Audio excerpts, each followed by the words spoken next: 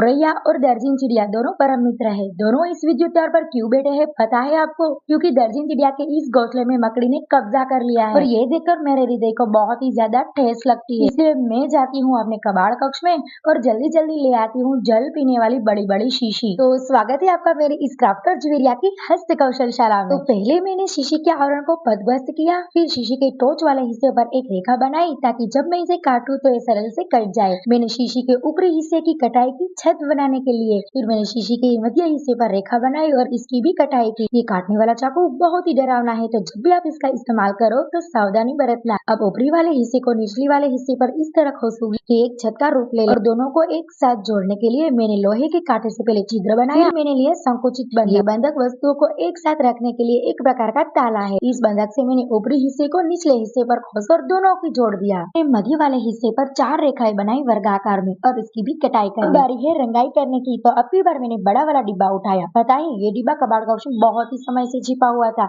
और मुझे पता तक नहीं था कि ये डिब्बा भी हमारे कक्ष में मौजूद है। स्थिति काफी ज्यादा जर्जरित हो चुकी थी पर रंग की स्थिति काफी अच्छी थी। आपको दिखने में ये रंग शीत यानी सफेद रंग लगता है। इसी रंग में हरियाली रंग का मिश्रण किया हुआ है और रंगाई करने के बाद जब मैं इसे सुखाने के लिए रखती थी तभी मेरी दृष्टि इस बेजान पात्र पर पड़ती है। तुरंत ही मैंने इसे उठा लिया और संभाल कर रख दिया। मैं लकड़ी से काम करती हूँ तो लकड़ी के बहुत ही ज्यादा भूसा निकलता है। ये भूसा मैं इकट्ठा करके कबाड़ कक्ष में रख देती हूँ।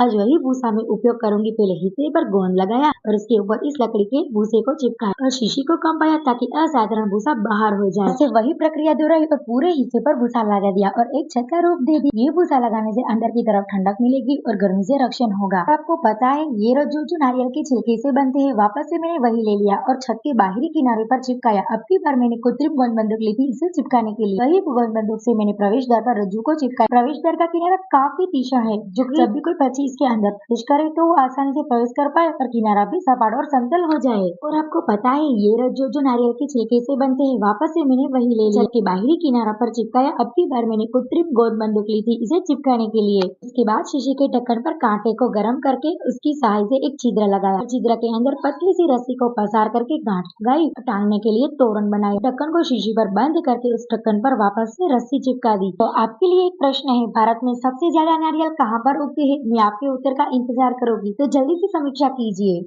नमूना तो बन चुका है पर अब भी मेरी बेजान नयन को ये रूखा सूखा लगता है, इसलिए मैंने उठा लिया शाला वाले रंग। पहले उठाया लाल रंग और दूसरा लिया पीला रंग और रुई वाली छड़ी से पूरे नमूने पर बिंदु आकार दे दिया। फिर रंग से बिंदु आकार देकर एक सुंदर फूल का रूप दे दिया। अभी भी कुछ अधूरा सा लगा तो उठा लिया हरा रंग और पत्ता का आकार दे दिया और अब की बार बहुत ही सुंदर वेल की कृति बनाई। देखकर मेरे मन को बहुत ही खुशी हुई क्योंकि हमने बातों बातों में बहुत ही खूबसूरत गोरैया और दर्जन चिड़िया के लिए बनाया है घोंसला। इसे मैंने हमारे छोटे से बाग के अमरूद के पेड़ पर टांग दिया। मैंने जिस पात्र को संभाल कर रख दिया था अब बारी है उसकी काट-कूट करने की। तो मैंने फिर से वर्गाकार करने के लिए 4 रेखाएं बनाई खिड़की के लिए और अगले हिस्से में रेखा बनाई वर्गाकार प्रवेश द्वार के लिए। दोनों की कटाई कर ली और खिड़की वाले हिस्से पर खिड़की के ऊपर एक छोटी सी छत भी बनाई। फिर मैंने ले लिया पीला रंग और पीले रंग के साथ साथ मैंने थोड़ा सा सफेद रंग का मिश्रण भी कर दिया है ताकि थोड़ा रंग उभर के आए। रंगाई करने के बाद इसे रख दिया धूप में सुखाने के लिए। सूखने के बाद ही मुझे याद आया कि ये क्या, छत की रंगाई तो हुई ही नहीं है।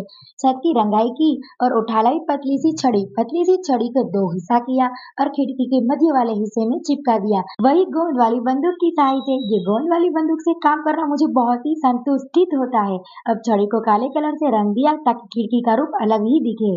पात्र के आगे वाले हिस्से के ऊपरी भाग पर मैंने बहुत सारी रेखाएं बनाई छत का रूप देने के लिए। अब की बार हम छत नहीं बल्कि सिर्फ छत का चित्र ही बनाएंगे। सारी रेखाओं को मैंने भूरे रंग से भर दिया। क्या आपको पता है भूरा रंग को इंग्लिश में क्या कहते हैं? जल्दी से उत्तर दो, मैं आपका उत्तर का इंतजार करूंगी। और जब मैंने भूरा रंग किया तो पहले ऐसा लगा कि सारी रेखाएं छुमंतर हो गई, पर सच तो ये है कि भूरा रंग सूख जाने के बाद सारी रेखाएं प्रदर्शित होने लगी। और अब मैंने लिया है आधुनिक कला की सबसे सुंदर और सबसे अच्छी चीज यानी कृत्रिम मिट्टी। ये मिट्टी हवा में आते ही अपना अलग ही रूप ले लेती है। पलक झपकाते ही सूख भी जाती है। तो मैंने बहुत सारे लाल और हरे रंग के गोले बनाए और इसे आपस में जोड़कर पुष्प का रूप दे दिया। बहुत सारे पुष्प बनाए और इसे एक एक करके पूरे पात्र पर वही गोंद बंदूक से चिपका भी दिया। दिखने में बहुत ही ज्यादा सुंदर दिखता है। मुझे लगता है ये कला और चित्र देखकर कोई भी पंछी अपना ठिकाना जरूर बनाएगा।